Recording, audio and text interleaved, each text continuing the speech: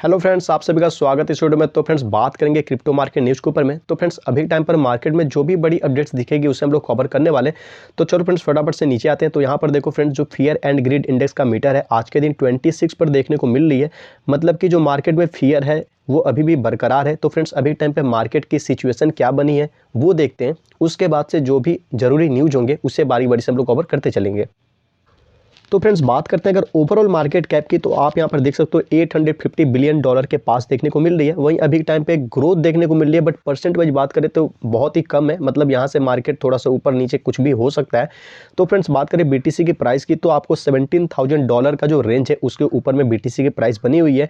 और 24 आवर्स का अगर बात करें परसेंट मतलब ग्रोथ या आपको डिक्रीजमेंट जो भी है, तो यहाँ पर आप देख सकते हो। और 7 दिन में लगभग 3% की ग्रोथ जो है आपको बीटीसी में देखने को मिली है। मतलब मार्केट अभी भी वही है, रेंज बाउंड करते रह रहा है, कंसोलिडेशन में अभी भी बरकरार है। तो फ्रेंड्स अब चलते हैं एक एक करके न्यूज़ को कवर करते हैं। तो फ्रेंड्स पहले रिपोर्ट के ऊपर हम बात करें तो यहाँ पर देखो जो नाइजीरिया है वो क्या कर रहा है। तो यहाँ पर जो कैश विड्रॉल है कहाँ से, तो गवर्नमेंट अकाउंट, सरकारी जो खाते हैं वहाँ से आपको बैन किया जा रहा है, एक तरह से रोका जा रहा है।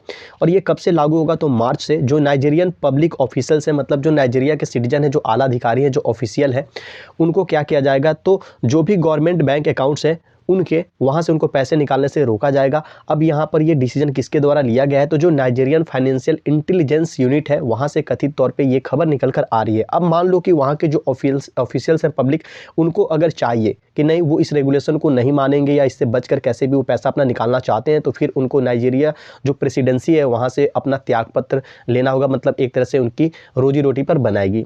तो फ्रेंड्स अब यहाँ पर ज़्यादा हम लोग डिटेल में डीपली नहीं जाएंगे, चलते हैं बाकी के न्यूज़ को देखते हैं। तो फ्रेंड्स यहाँ पर बात करते हैं तो देखो बोला जा रहा है कि जो SBF मतलब कि सैम बैंकमैन-फ्राइड, जिसे कि शॉर्ट में SBF लिखा जाता है, वो क्या कर रहे हैं, तो रॉबिनहुड शेयर के लिए लड़ रहे हैं। अब यहाँ पर इन्होंने बोला कि इनको क्या है, तो इन पैसों की ज़रूरत है। अब नीचे यहाँ पर और भी कुछ चीज़ें बोली जा रही हैं, बट यहाँ पर हम लोग ना आकर अगर सीधे डिटेल में आ जाते हैं तो सब कुछ आसानी से समझ पाएंगे। तो फ्रेंड्स थोड़ा नीचे आते हैं। तो अब यहाँ पर देखो जैसा कि FTS के जो फाउंडर है सैम बैंकमैन-फ्राइड, इनकी अभी क्या सिचुएशन, क्या हालत बनी हुई है, आपसे छुपा नहीं है, आपको पता है। तो ये यहाँ पर क्या कर रहे हैं, तो यहाँ पे ये प्रयास कर रहे हैं ताकि इनकी जो रॉबिनहुड के शेयर्स है, जिसकी कीमत की बात करें तो लगभग $460 मिलियन, एक बड़ी अमाउंट है, उसको ये एक तरह से एसेस करना चाहते हैं, ये उसको मतलब एक तरह से प्राप्त करना चाहते हैं उस राशि को। अब यहाँ पे आगे बढ़े तो यहाँ पर बोला जा रहा है कि ये जो कोलैप्स्ड क्रिप्टो एक्सचेंज के जो CEO है, मतलब कि सैम बैंकमैन-फ्राइड है, ये यहाँ पे दावा करते हैं कि इनको इस पैसों की ज़रूरत है ताकि ये अपने जो क्रिमिनल डिफेंस से, मतलब इनके ऊपर जो भी चार्जेज हैं या जो भी इनके ऊपर कानूनी कार्रवाई चल रही है उसके डिफेंस के लिए, उससे बचने के लिए, या जो इनकी फ़ी वगैरह होती है, जो भी इनकी बेसिक नीड्स है, जो कि इनको पैसों की ज़रूरत है, तंगी आई है, उस कारण से ये पैसों को निकालना चाहते हैं, इस पैसों को लेना चाहते हैं। यही इन्होंने यहाँ पे चीज़ों को एक्सप्लेन करते हुए बोला है। तो फ्रेंड्स लगभग चीज़ें जो थी आप लगभग समझ चुके होंगे। तो यहाँ से हम लोग बढ़ते हैं अगले न्यूज़ के लिए। तो फ्रेंड्स यहाँ पर ये जो अपडेट है आपको पॉलीगन से रिलेटेड है। पॉलीगन को आप जानते हैं, अच्छा खासा क्वाइन है, काफ़ी अच्छा परफॉर्म करता है, इंडिया से बिलोंग करता है। तो फ्रेंड्स यहाँ पर जो मास्टर कार्ड है इसके बारे में आपको पता है, एक काफ़ी बड़ी जो कार्ड की मतलब जो कंपनी होती है उसमें ये सबसे ऊपर में आप इसे बोल सकते हो। तो इन्होंने अब यहाँ पर क्या किया, पार्टनरशिप किया है। अब यहाँ पे आगे बढ़े तो किस चीज़ को लेकर है, तो एमर्जिंग आर्टिस्ट का यहाँ पे जिक्र किया जा रहा है, Web3 का जो टेक्नोलॉजी होगा उसमें। तो फ्रेंड्स अब आएंगे नीचे और थोड़ी सी डिटेल्स जो प्रोवाइड की गई है उसे समझने की कोशिश करेंगे। तो फ्रेंड्स यहाँ पर देखो बोला जा रहा है कि जो मास्टर कार्ड है एक क्या है, तो पेमेंट जेंट है, जिसने पॉलीगन के साथ में पार्टनरशिप की है। अब पॉलीगन आपके मतलब आपको पता है ये क्या है, तो एक इथेरियम स्केलिंग प्लेटफॉर्म है।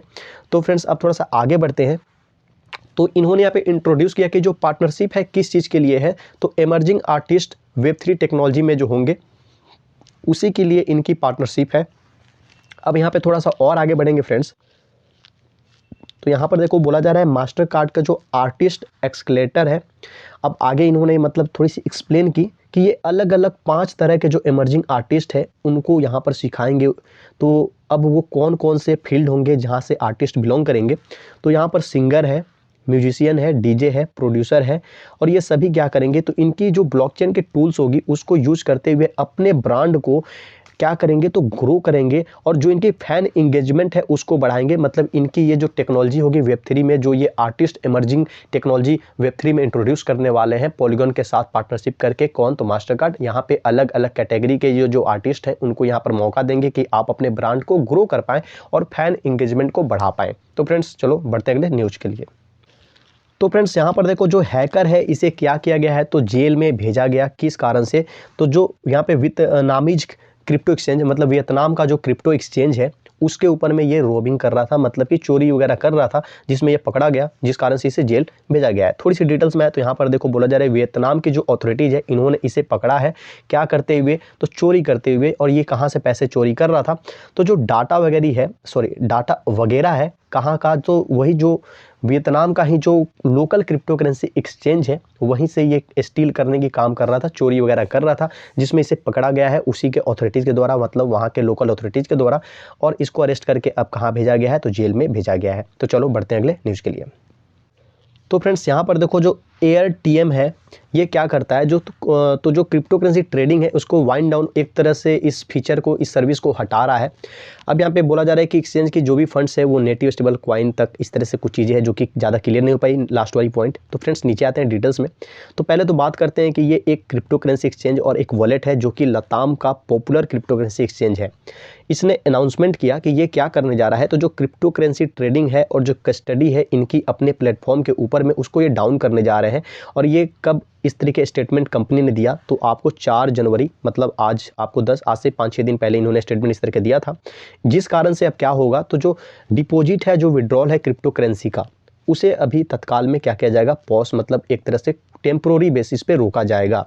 अब ऐसा क्यों किया जा रहा है? तो जो इनकी सर्विस ऑफर में बदलाव आ रहे हैं इनके एक प्रोवाइडर के द्वारा, उस कारण से इन चीज़ों को फिर से सही करने के लिए, जो भी चेंजेस है उनको फिर से ठीक करने के लिए ये पॉज किए जा रहे हैं। तो फ्रेंड्स अब और ज़्यादा अपडेट अगर आपको चाहिए, वैसे मुझे पता है आपको इसमें ज़्यादा इंटरेस्ट नहीं है, तो चलो यहीं तक रहने देते हैं, और अगर चाहिए तो आप गूगल करके देख लेना।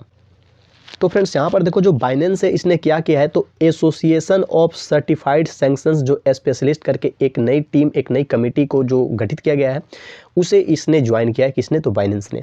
तो फ्रेंड्स फटाफट से नीचे आएंगे तो यहाँ पे बोला जा रहा है कि क्रिप्टो करेंसी एक्सचेंज जो बाइनेंस है ये अब क्या हो चुका है, तो सदस्य हो चुका है। किसका? तो यही जो ऑर्गेनाइजेशन है जो कि क्या करेगा, तो ट्रेनिंग प्रोवाइड करेगा। जो भी सैंक्शंस वाली चीज़ें हैं उसके रिगार्डिंग में जो ट्रेनिंग प्रोवाइड करेगा उसी का ये सदस्य बना है। जैसा कि ऊपर में हम लोग ने इस कमेटी के बारे में नाम देख लिया था। इस मूव से क्या होगा, तो अब इस मूव से ये प्रयास होगा इनके तरफ से कि ये क्या कर सके, तो इस फील्ड में अपनी जो कैपेबिलिटीज़ हैं उसको इम्प्रूव कर सकें। अब जैसा कि आपको पता है बाइनेंस एक लार्जेस्ट ट्रेडिंग प्लेटफॉर्म है, अगर बात करते हैं क्रिप्टो करेंसी के बारे में उसमें, तो इन्होंने अब इस क्लब को ज्वाइन किया है जो कि क्या है, तो एक मल्टीनेशनल कॉरपोरेशन और फाइनेंशियल इंस्टीट्यूशंस है।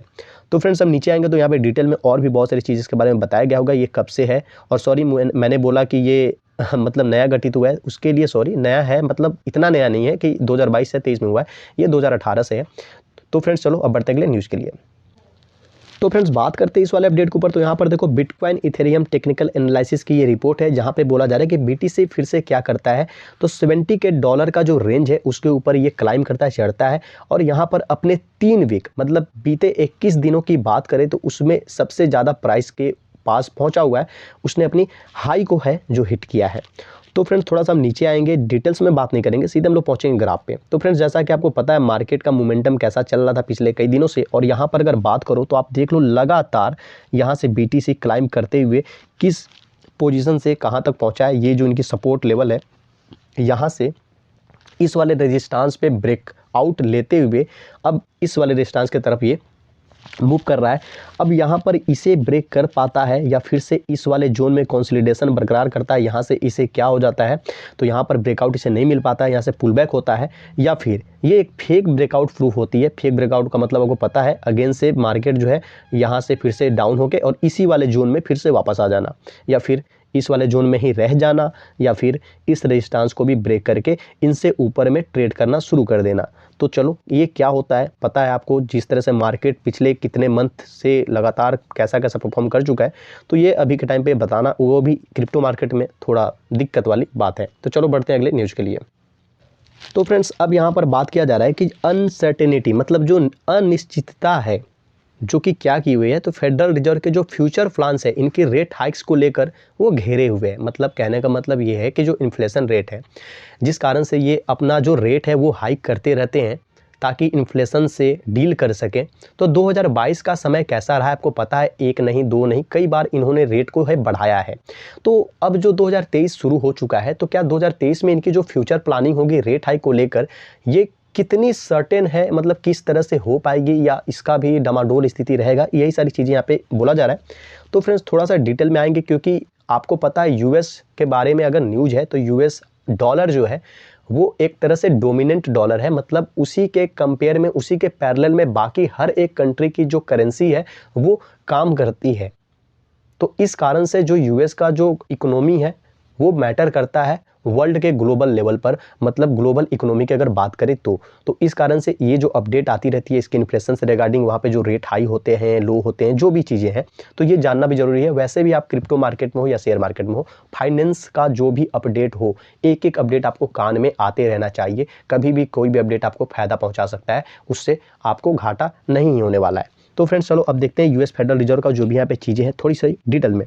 तो यहाँ पे बोला जा रहा है कि जो बेंचमार्क रेट ये 7 बार बढ़ा चुके हैं। मतलब 2022 की बात करें तो 7 बार इन्होंने अपनी बेंचमार्क रेट को बढ़ाया है।